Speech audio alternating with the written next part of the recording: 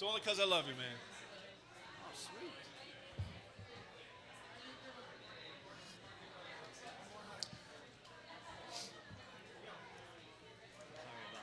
Oh, no, it's cool.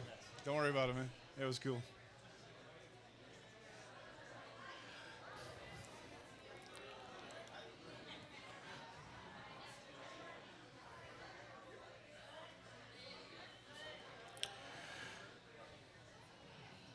So good morning, everyone. Just to let you know that our pastors, Rick and Stephanie, they're on a pastor's conference right now. So we've got a special guest, and many of you know this young man. He's been a total blessing the few times that I've seen him. And I just found out, did you know that he's got a major thing that he did in his life that's not on his resume, but has blessed every one of us. I heard that he's responsible for bringing together Mr. and Mrs. Rutten, which they've been a blessing. I don't know about to you guys, but to us. So all the tech team and all that stuff you guys do serving, we just appreciate that. And this young man, I guess, is responsible for that. So ladies and gentlemen, I'd just like to introduce to you Doug Otten. And come on up, Doug.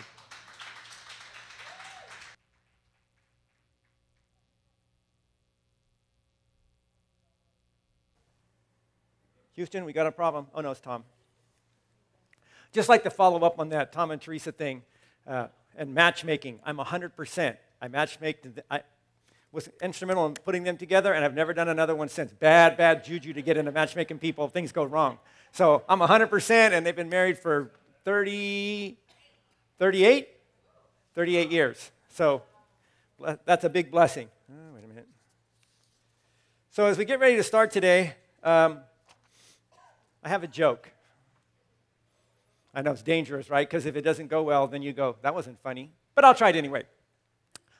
This lady goes to the doctor, and she finds out that she has a disease, and it's terminal, and she doesn't have very much longer to live. And she's very distraught about this. She's just overwhelmed with it. So she goes home, and she just goes to the Lord, and she's just praying and praying and praying. Lord, I'm too young, and I don't want to pass away, and so she goes to sleep that night, and the Lord comes to her in a dream. And in the dream, he tells her, you have 42 more years of life left. She wakes up, and she's excited. So she decides, you know what, because I got these 42 more years, I'm going to even spruce up a little bit. So she goes to the doctor, and she gets a facelift and her chin done, and she gets a tummy tuck, and she gets some of these things done, and she's feeling really good about herself, and she's now leaving the hospital, and she walks out, and she gets hit by a car, and she dies immediately. It's not a true story. And so she gets to heaven, she goes, God, I thought you said 42 more years. He goes, I'm so sorry, I didn't recognize you. Now I'll give credit to that. I got that from Coy this last week. From those of you that remember when Coy was here, she told me that joke when we were in Atlanta this week at a pastor's conference. So props to Coy. If you see her, just tell her, hey, that was a good joke. I'm really, really, again, excited to be here with you guys. Summit is a second home. I love coming here, and when Rick is going to be away, whatever, and he calls me to fill in for him, I really, really enjoy you guys. I wish I could remember every single name because I'm not here enough to do that, but I do recognize faces, and I just want to say a word of encouragement along those lines. You guys that are faithful to this church and keep just week in and week out just serving this church and serving the kingdom of God, I know that Rick's thankful for you guys. I'm thankful for you guys being here, and I know that the Lord's thankful. So keep up the good work at just serving Jesus to the best of your ability and being a part of this church and loving this church and loving the community you find yourself in. It's huge. Again, to Rick, when him and I have lunch together, he just raves about you guys, and I want you to know that he loves you guys so much. So let's pray and we'll get started. Jesus, we thank you for today, and we thank you for an opportunity to dig into your word. Your word is so vital to who we are because it instructs us and informs us and transforms us, and day in and day out, it's in our hearts and minds that we can live with it and move with it, go through tough times and go through good times, all because your word is there to discipline us and guide us. Lord, we love you and we thank you. In Jesus' name we pray. Amen. The message I'm going to speak today comes from a series that we were doing at Valley Christian Church where I'm from. It's called Jesus Strong. And in this Jesus Strong series, we've just been going through the book of John, basically looking at all the things that we can connect to with Jesus, that he's our Savior, that he's our way, our truth, our life, that he's our great physician, that he's our soul satisfier, that he's our light, all these different things, that he is the good shepherd, all these different things that we can connect with Jesus that makes us stronger in who we are. Because when we find ourselves in a position of just ebbing and flowing through life, we can go to one of these places and say, yes, Jesus, you are strong, and because you are strong, I am strong. That's exactly what he told Paul when Paul was struggling. He said, and he comes to Paul and he says, when you are weak, Paul, that's when I am strong in you. And so this message is out of that series. And I'm going to be digging into the book of John, chapter 9. So if you guys have a Bible, you guys have an app that you follow along with, or however you choose to follow along in the scriptures, we're pretty much going to stay in the book of John, chapter 9, the whole entire time.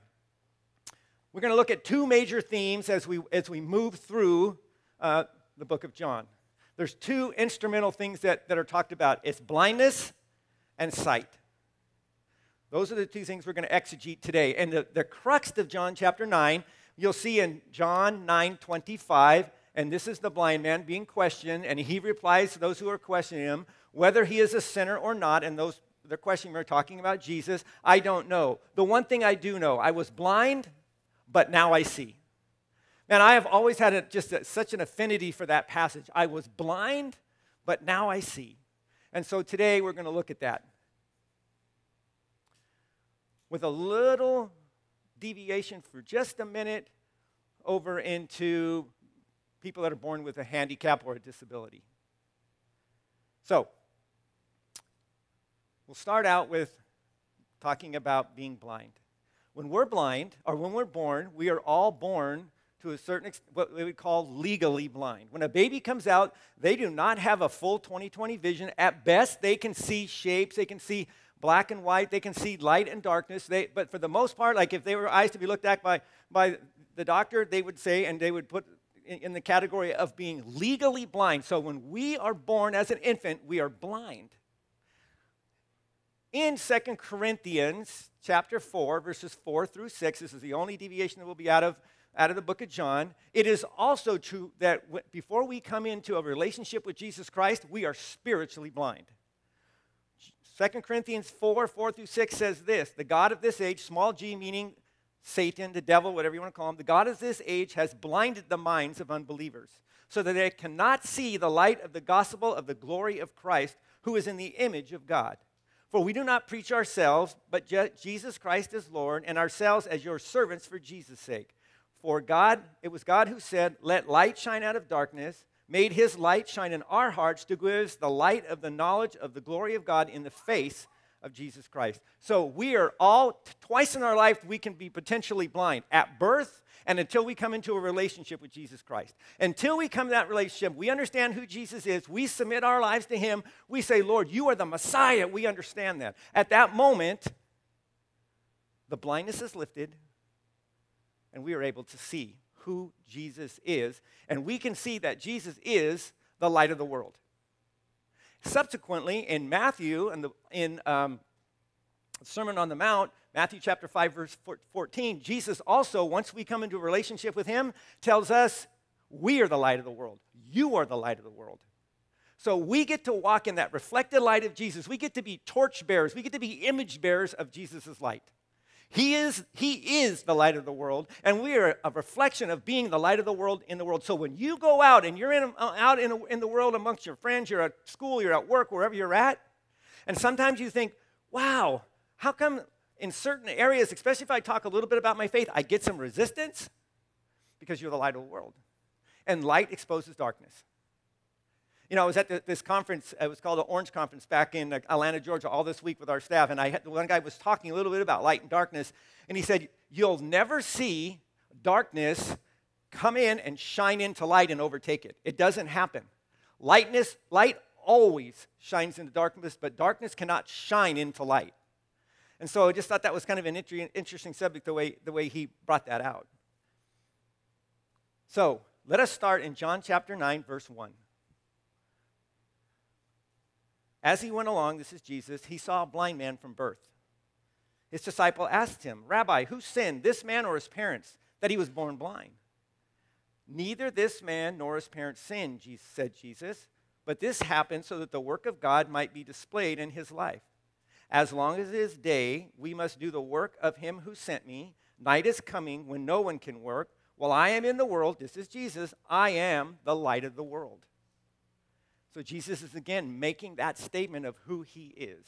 Now, in Jesus' day and in Jewish culture, it was believed that if someone had a disability or handicap of some sort, that it was attached to sin, either the sin of that person or the person's parents. And because this guy was born blind from birth, they would have assumed that it was something that his parents did. And the reason that he was born blind was because of his parents. In my opinion today, there's still somewhat of that thought that is prevalent in our world, and maybe on the rise like never before. That idea that if a child is born with some sort of handicap or special needs, that something is wrong and somebody must be at fault. That this child was born this way. We live in a fallen world. We all know that. Those of us who are followers of Christ, we live in a fallen world. From the minute that Adam and Eve sinned, everything changed in the world that we live in. So because of that fallenness, sometimes good behavior is not always rewarded and bad behavior is not always punished. But just think about this for a minute. If God took away every suffering, we would only follow him because of comfort, convenience, not out of love and devotion. Because we still know that as we're in this world, sometimes there's suffering attached to it. Sometimes life can be a little bit hard.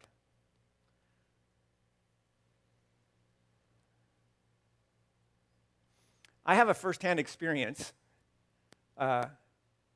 with having a handicapped person in my family. My brother Dwayne was born with severe cerebral palsy. He lived to be 38 years old, and at that time, my brother never walked, he never talked, he couldn't feed himself. If you want to get the clearest picture of what my brother was, it was like having a newborn baby in the house the whole entire time. My mom and dad kept him at home until he was about 17 years of age, and then they put him into a very good facility just because you can only imagine a mom having to, take care of a baby, and that process never ended. I can tell you a lot about my brother, but I will say this. I learned some things of having a handicapped brother.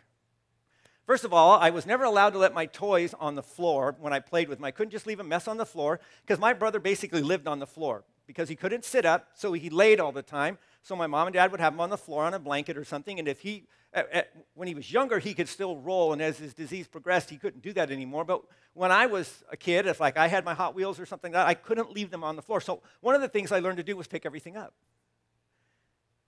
I also, we kept our house extremely clean because my brother's immune system could be easily compromised. And because of those first two things is probably why I have OCD today. I mean, it is crazy. Like, if I would come to your house and you invite me over for dinner and I saw something a little excused, like a picture on the wall, I go, oh, I just got to fix this. It's crooked, It's just like, oh, wait a minute. Oh, here, I'll pick this up, and it's just crazy, the stuff I do. I annoy my wife all the time. I go by her desk and she's got papers out and she's got them a certain way and I straighten everything into piles. And she goes, I can't find anything when you do that. But it looks nicer, doesn't it? What's wrong with you? If the whole world was like me, it'd be a much easier place. Trust me. I even learned how to take a beating because of my brother. In 1963, we moved into Covina, California, same neighborhood that Tom lived in, and we grew up together. I probably say that every time I come here.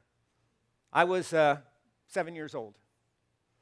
And my dad we were out in the front yard, and my dad had my brother out laying on a blanket in the grass. And he had gone into the garage of the house to do something. And again, my brother always looked a little bit different, and he couldn't talk, so his form of kind of communicating was grunts and groans and sometimes almost even like a scream and stuff. And so he's laying out there, and he's making all these noises and stuff, and this kid, brand new to the neighborhood, the Starks brothers. Rory Starks was the oldest of the two boys. There was Rory and Jimmy. Rory was like 4 years older than me. He comes down, and he starts making fun of my brother laying on the grass. Well, we ain't going to do that. So I tore into him. and I threw a punch and hit him, and subsequently he beat the crud out of me, and the last thing he did was hit me on the top of the head with a sprinkler, which explains a lot of other things about who I am. But I have to say this, my mom and dad were amazing in their care for my brother. They did everything they possibly could to give him the most normal life ever. I don't know if it would be allowed today, but back then, I remember going to Disneyland, and my dad holding my brother on rides like, It's a Small World, and the flying elephant, Dumbo the elephant, and anything that my dad could get my brother on, he was on that ride.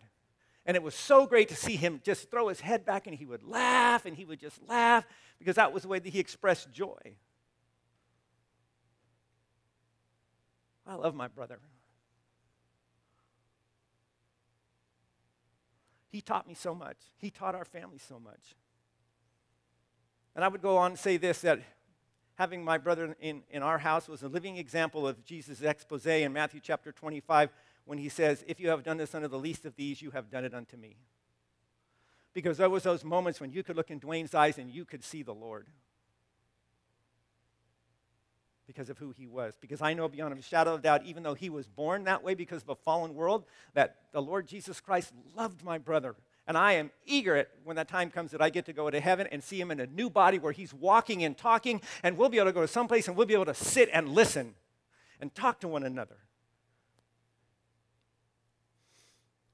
Society, again, in my opinion, is revisiting that if a child is born with a disability, there must be something wrong, or the parents did something. Again, it's someone else's fault. Now, this next part I'm going to wade into, I really want you to know that I don't plan on, and it's not my goal to present this from a political perspective, even though it's being played out in the political world, but rather from a position of God's view on the sanctity of life. And I also want to make sure that we are not blinded by politics or culture. So, this was a few months ago, and when I preached this, it was very relevant in the news. But you might have caught it. Virginia at that time had a bill up called HB 2491, which failed in committee. Let's listen to the governor's words. Justin, if you could run the video, please. Virginia Governor Ralph Northam is facing backlash for supporting a state measure that would loosen restrictions on late-term abortions. Northam, a pediatric neurosurgeon, told WTOP, third trimester abortions are done in cases where there may be severe deformities. There may be a fetus that's non-viable. So in this particular example, if a mother is in labor, I can tell you exactly what would happen. The infant would be delivered. The infant would be kept comfortable. The infant would be resuscitated if that's what the mother and the family desired. And then a discussion would ensue between the physicians and the mother. Could you go to the PowerPoint slide, please, Justin? Kathy Young is the person, Delegate Kathy Young from Fairfax County was the one that wrote this thing. You can follow along as I read. The bill sponsored by Delegate Kathy Tran of Fairfax County would allow women to get abortions up to the point of birth. If their physical or mental health are considered at risk, to put a fine point on it, Tran, when was questioned about her bill earlier this week, and expressed that it offered no limits on when an abortion could be carried out, including when the mother is dilating, about to give birth. It reduces the numbers of doctors required to approve termination from 3 to 1, and it lowers the bar significantly for the severity of the health risk. Now we are talking about the impairment of mental health in the addition to the mother's physical health. What does that mean? It's vague at every point. This was countered by, next slide please, Delegate, a Republican from Shenandoah, Delegate Gilbert. It has nothing to do with a woman's life.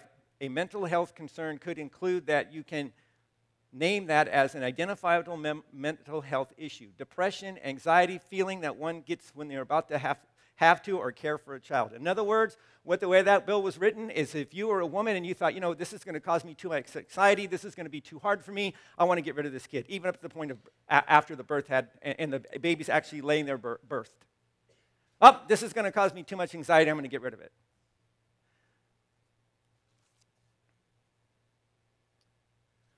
Next slide, please.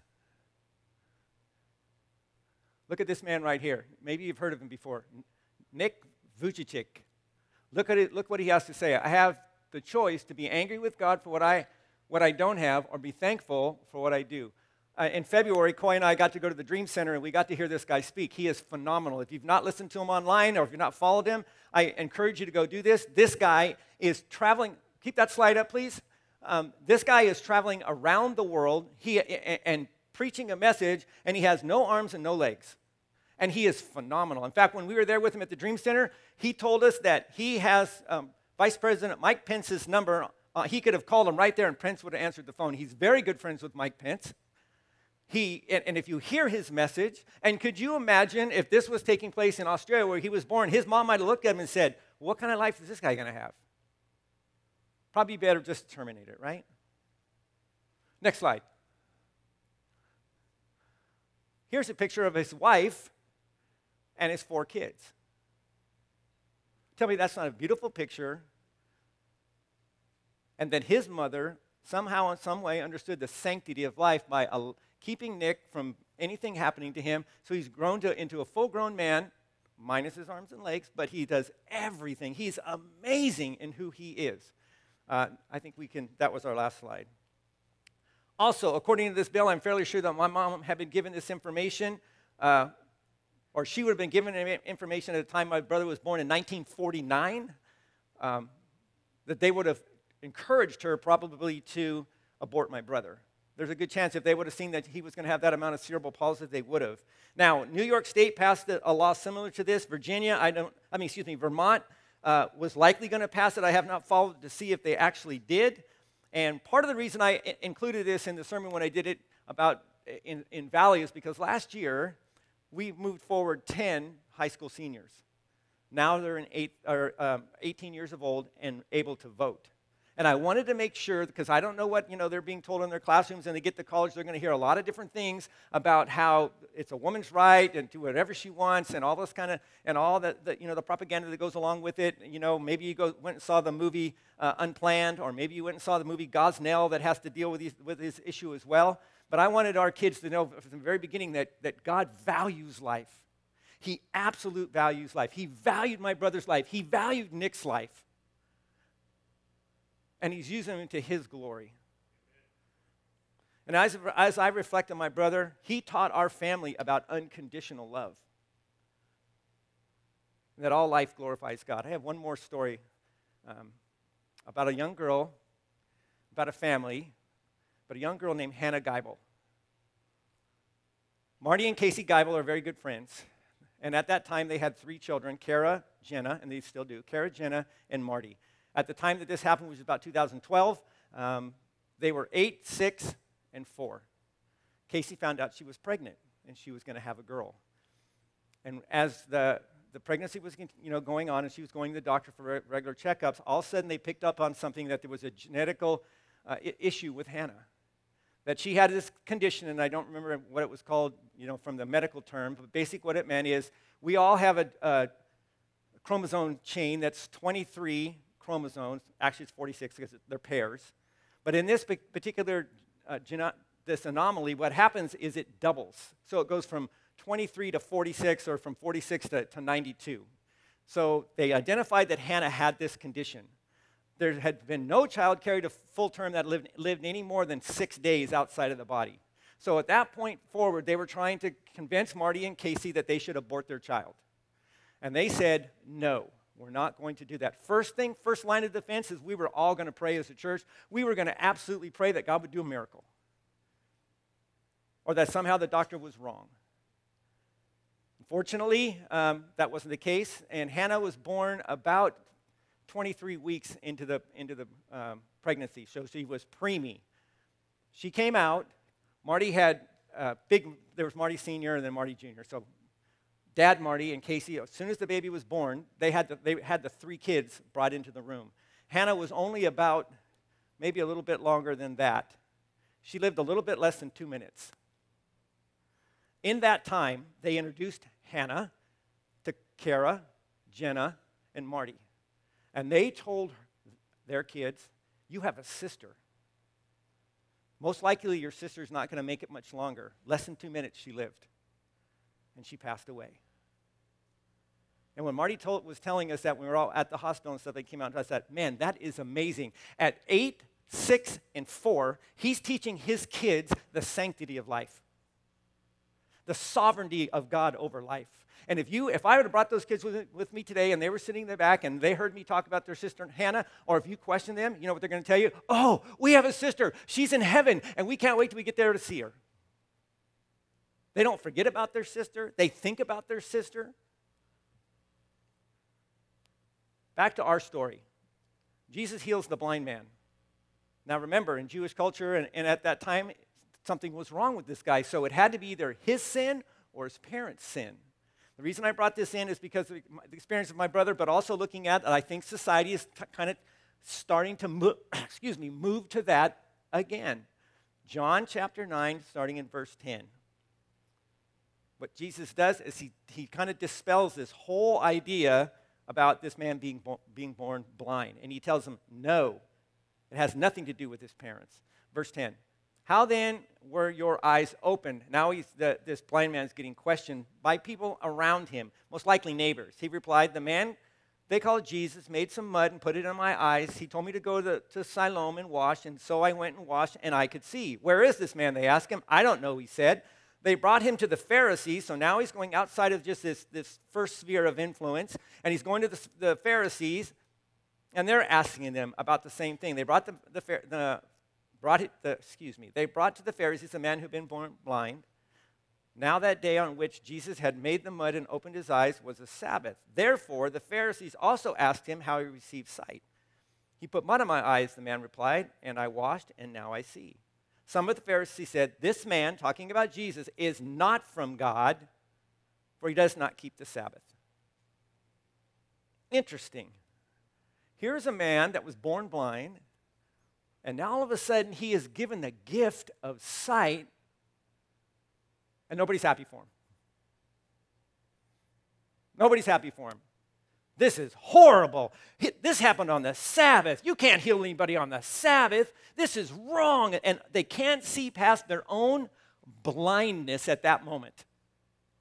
Their own blindness of what Jesus had just done. And you know, it's kind of weird, but I think we as human beings have this part of us that sometimes we're not excited when something joyful happens to people, especially if we don't understand it all. We can't figure it out or it doesn't make sense. You're just not sure if you can believe it or if you want to believe it. And I think that's part of what was happening with this man's neighbors and stuff. There's like, it doesn't make sense to me. Nobody is born blind and then all of a sudden they see, you know. And so Jesus comes along and he heals this man. It has nothing to do with his parents and it has nothing to do with him specifically other than he was born blind. Let me ask you a question. Have any of you ever seen a miracle of God? Okay? So, first of all, I'm going to tell you that there are 2 miracles in this room that I was a part of. We go back to that 2 Corinthians 4:4, blind and then come to light. Again, my friend Tom, I was instrumental in a part of Tom coming out of spiritual blindness and into the light to begin to walk with Jesus. I was also got to be a part of Cherie Gonzalez back there. My wife Ellie and I, when she was a checker at Lucky's, we would every time that we'd go grocery shopping, if she was there, we would go and share faith with her every single time. And then one day, she gave her life to Christ. People, that's a miracle. That's somebody that was born blind, and now they see. Just like Jesus' story. His is twofold. It was a physical healing, but the bigger part of it, there was a spiritual manifestation of being able to see. That's what he gives to this blind man. That kind of a miracle. So if you ever get to lead somebody to Christ, you're going to be part of that miracle of seeing them receive, understand who Jesus is, open their eyes, and have spiritual sight. It's a miracle. It's interesting in this story. Again, the first part of the questions that this man gets after he can see is from his neighbors and stuff. They're wanting to know what's happening. You know, they just are having a hard time believing it. When you came to Christ, any of you, did any of you have any naysayers in your life when you first became a Christian? People that were just like, I don't know about this. I don't know about this. I remember, let me read this first passage of Scripture. We'll get there. John chapter 9, verses 24 through 34. Wait a minute. Yes. The second time they summoned the man who had been blind. Give glory to God, they said. We know this man is a sinner. He replied, "Whether he is a sinner or not, I do not know. The one thing I know, I was blind, but now I see." Then they asked him, "What did he do to you? How did he open your eyes?" These are the Pharisees again. He answered, "I already told you. You didn't listen? You want me to say it again? Do you want to become a disciple of this man too?" And then they hurled insults at him and said, "You are this fellow's disciple. We are disciples of Moses. We know that God spoke to Moses, but as for this fellow, we don't even know where he comes from." And the blind man now answered, "Now that is remarkable that you don't know where he comes from, yet he opened my eyes. We know that God does not listen to sinners. He listens to the godly man so he can do his will," meaning his Father's will.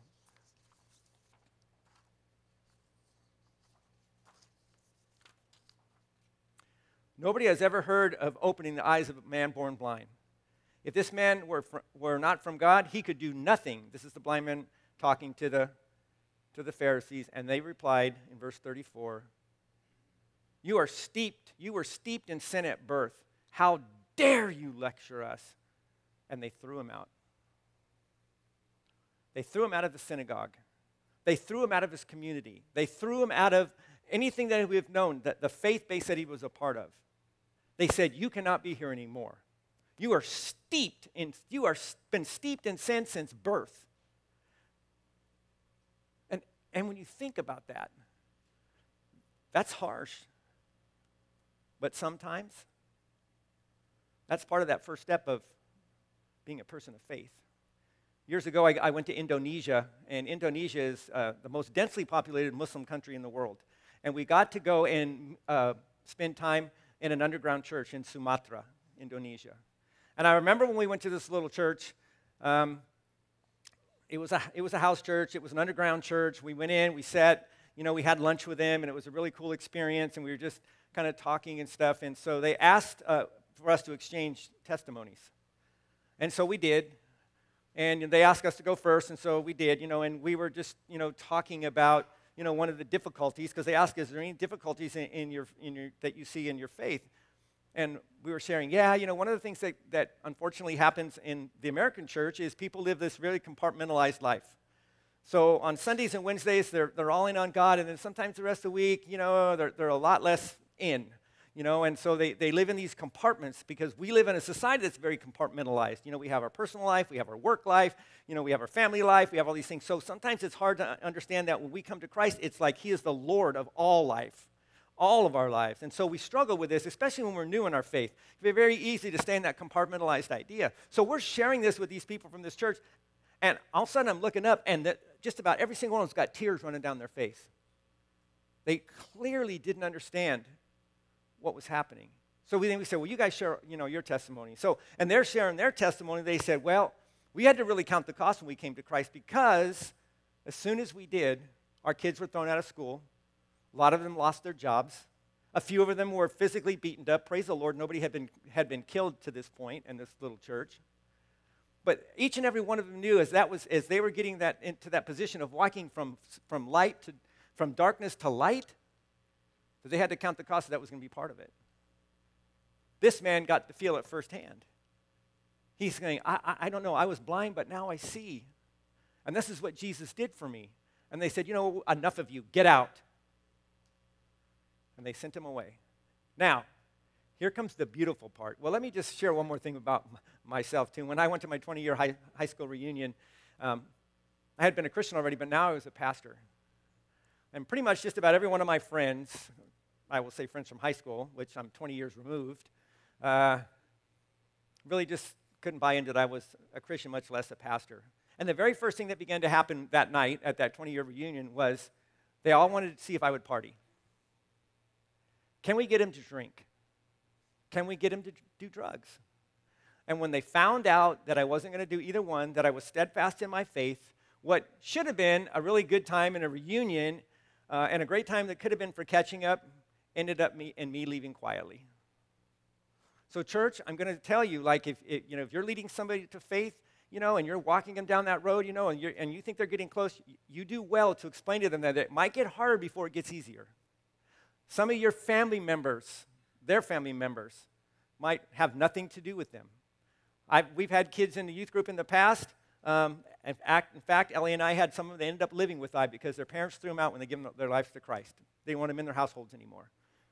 And we've been married 33 years, and probably 20-some-odd years of that, we've had kids living in our house from the youth group for different reasons because of those very things. So I'm telling you, see, that if we only came to Christ because it was all, flowers and roses and unicorns, it's a disservice because sometimes there's suffering. But Christ is there to meet you. Let's finish up with this. Once again, we're going to see the intimacy of Jesus towards us believers. John chapter 9, starting in verse 35, Jesus heard that they had thrown him out. And when he found out, he went and found him. He said, "Do you believe in the Son of Man?" And, "Who is he, sir?" the man asked. "Tell me so that I may believe in him." Jesus said, "You have now seen him. In fact, he is the one that is speaking to you." And the man said, "Lord, I believe," and he worshiped him. There's the intimacy of Jesus towards us. This man was thrown out of everything that he knew. Everything. And Jesus went and found him and said, "Come with me." And that man at that point in time said, "Lord, I believe." And he begins to worship Jesus. We are all born spiritually blind. And when we believe, Jesus opens our eyes to who we were, a sinner. Now a sinner saved by grace, living through the blood of Jesus Christ. If you go on to finish the rest of the chapter, Jesus tells us that the Pharisees, that they only think they can see, but they are truly blind. So tonight, as we close, you need to evaluate yourself. Where are you at in that whole idea of being blind or seeing? Seeing means your eyes have been opened and exposed to the truth, that you were once in darkness, but now you stand in the light. But we also want to make sure that we're not blinded by politics, cultures, or the prevailing society.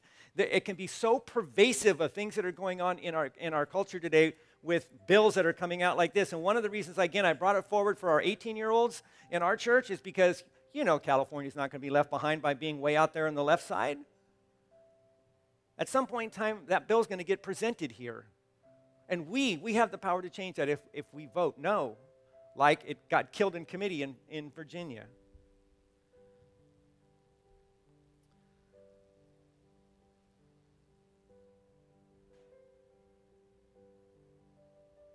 I'm thankful for everything that Jesus has done for me. Today, if you're trying to figure out where you are on that line of coming from blindness to sight, from darkness to light. If you need to talk to somebody, if you have some questions, you think, but I am holding some things in my heart and mind, and I'm thinking about culturally or whatever, you can go to the back at the room, and there'll be leaders there to meet with you. Or the prayer team will come up front after, either way, and you can meet with somebody if you have a question.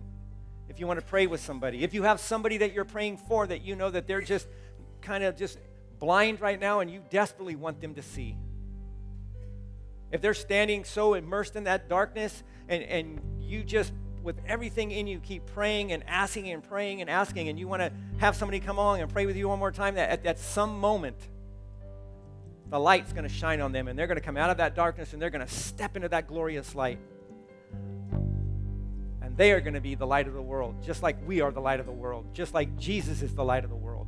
Because then we have the potential to walk into darkness and expose with the light. Lord Jesus, we thank you for today, and we thank you for the opportunity to be gathered here in your name. And Lord, I'm thankful that there are churches all over the world today that are doing the very same thing that we're doing here. They're worshiping you through song and through communion and through giving. They're worshiping you through the relationships that are built in this church with the people here, one another. The two greatest commandments is to love the Lord your God with all your heart, soul, mind, and strength, and love your neighbor as yourself. As that continues to happen in this church, Lord, I pray that it would spill out into the streets. It would spill out into the neighborhoods where these people find themselves living. That they would realize that they are now the light of the world, and they walk in that reflection of Jesus being that light. And they have a word to share with people. Church, may you make them people who live by faith and are known by love and are a voice of hope. Again, Lord, thank you. And in Jesus' name we pray. Amen.